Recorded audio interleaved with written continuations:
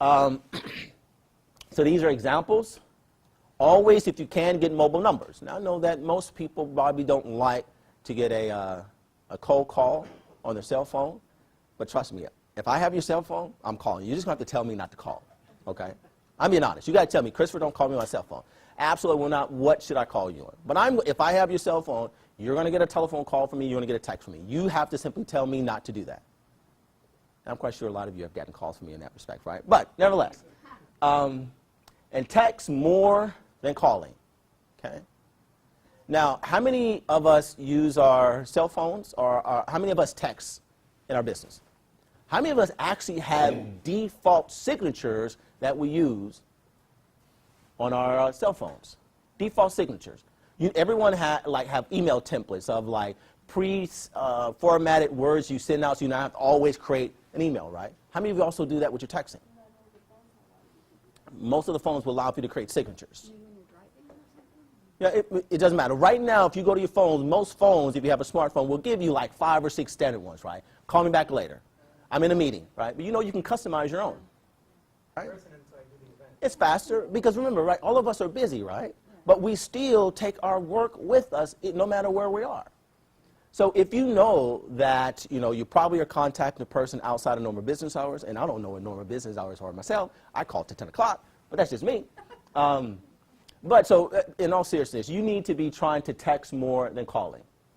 And leverage social media in 2 ways, right? The reality is, so just think about this, right? I've been doing cold calling for, 20 plus years, right? And the challenges that you have in cold calling is how do you get someone to return your call? Or how do you know if they even listen to the voicemail? You don't know that, right? But the reality is that when and for a long time, I refused to do texting, right? Because I'm not a big texter. Normally, in my normal life, I'm not a big texter. I'd rather get on the phone. Actually, I don't really get on the phone. I'd rather talk to you, face to face. But then 3 years ago, I began to incorporate texting into my strategies. And I saw the difference.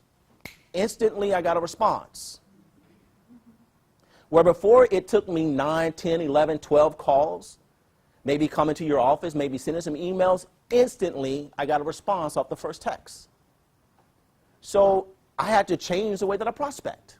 Don't you feel that it's I'm not saying that I get 100% response rate on texting, but I can guarantee you this. I get over 65% response rate on my texting.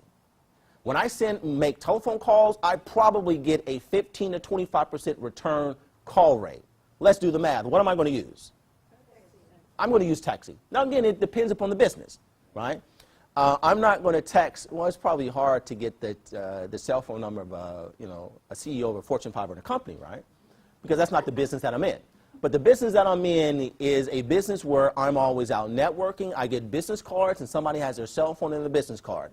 If a person has their cell phone number on their business card, what does that indicate? You can call me, right?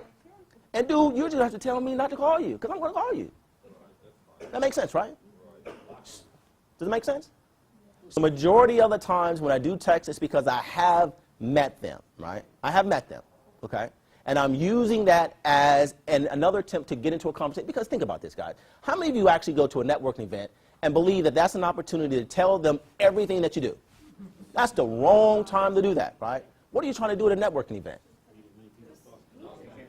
Yeah, actually, to that point, but actually, I disagree, and I'm probably one of the only person that believes this, right? I believe that there are 3 things that you should do when you go to a networking meeting, right? Right, and all of that is built upon trying to identify, is this person a potential prospect or potential contact, right? There's a difference. A prospect is somebody that I can do business with in terms of buying my product or service. A contact is somebody that can further my network, help build my network. And maybe I can get their network to do business with me as well. Make sense?